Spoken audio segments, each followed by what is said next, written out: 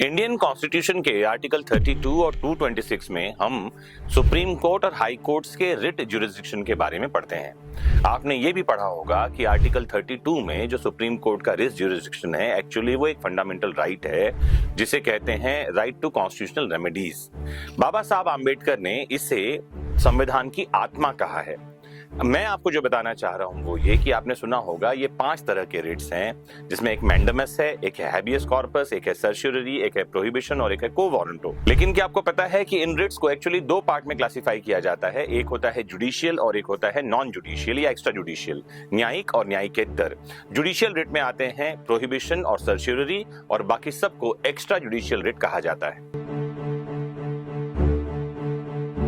Indian constitution के article 32 और 226 में हम सुप्रीम कोर्ट और हाई कोर्ट्स के रिट ज्यूरिसडिक्शन के बारे में पढ़ते हैं। आपने ये भी पढ़ा होगा कि आर्टिकल 32 में जो सुप्रीम कोर्ट का रिट ज्यूरिसडिक्शन है, एक्चुअली वो एक फंडामेंटल राइट है जिसे कहते हैं राइट टू कॉन्स्टिट्यूशनल रेमेडीज।